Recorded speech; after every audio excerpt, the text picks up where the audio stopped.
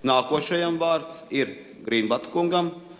Ziņojumam Latvijas Republikas Pilsoņu kongresa lēmums par pasākumiem Latvijas Republikas neatkarības atjaunošanai. Lūdzu, Grīnbata kungs.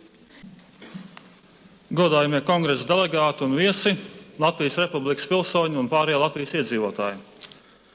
Nolasīšu vispirms projektu. Latvijas Republikas Pilsoņu kongresa lēmums par pasākumiem Latvijas Republikas neatkarības atjaunošanai. Latvijas Republikas neatkarības faktiskās atjaunošanas priekšnoteikums ir okupācijas un aneksijas izbeigšana. Lai to panāktu, Latvijas Republikas Pilsoņu kongresa uzskata par nepieciešamu.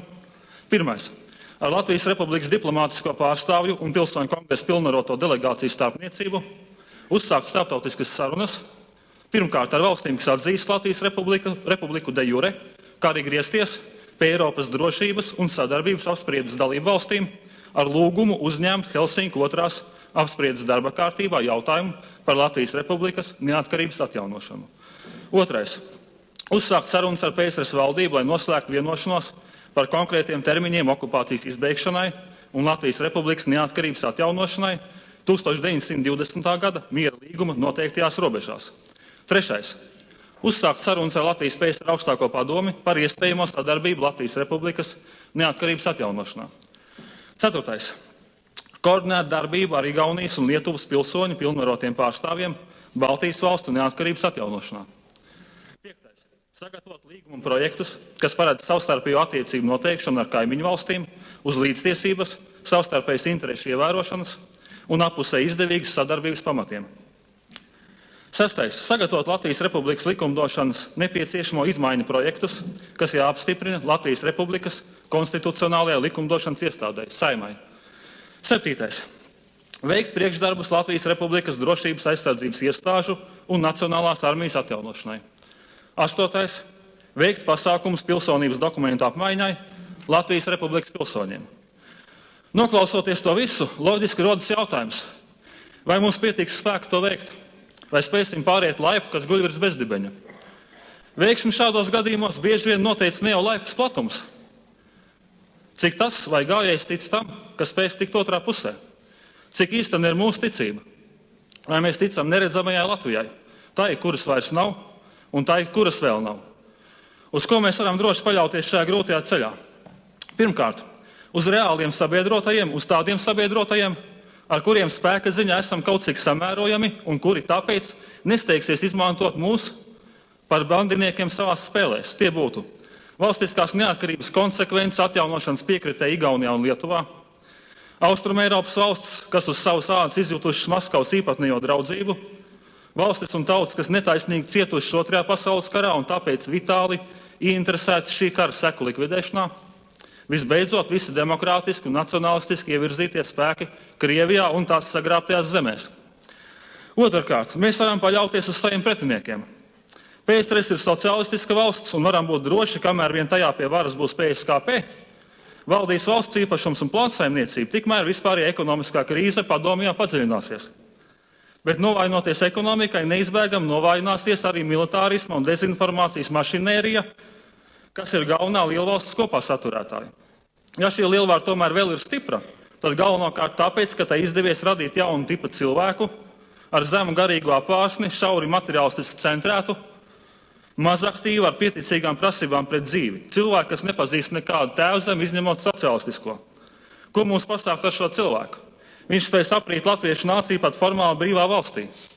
Sagraut šo cilvēku var tikai kultūra, vispirms jau nacionālā kultūra. Tātad treškārt un galvenokārt mēs varam paļauties uz sevi.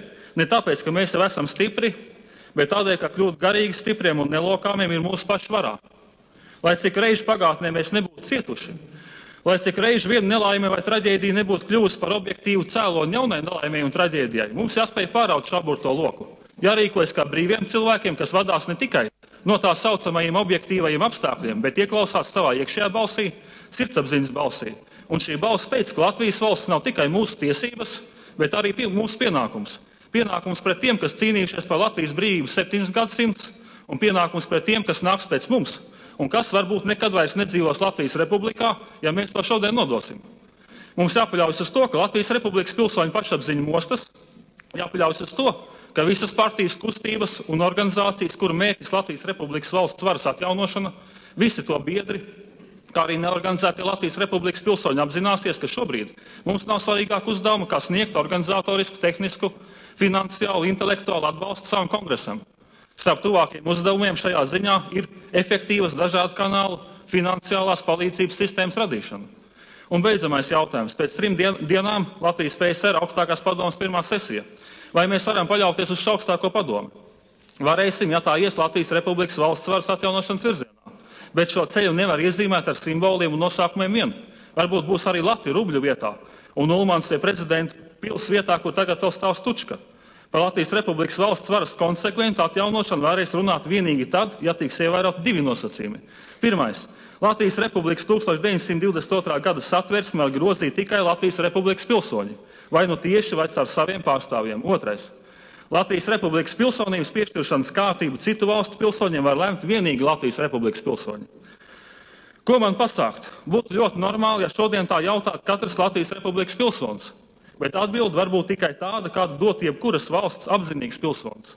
Es pieņemu citu valstu varas iestāžu rīkojumus zināšanai, nevis izpildīšanai, un sekoju savus valsts pilsoņu vēlētu pārstāvju aicinājumiem.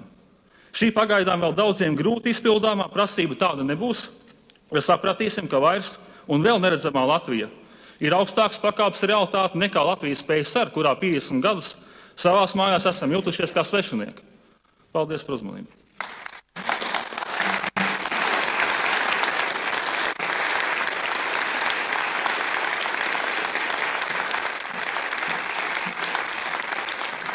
Paldies Grīnbata kungam.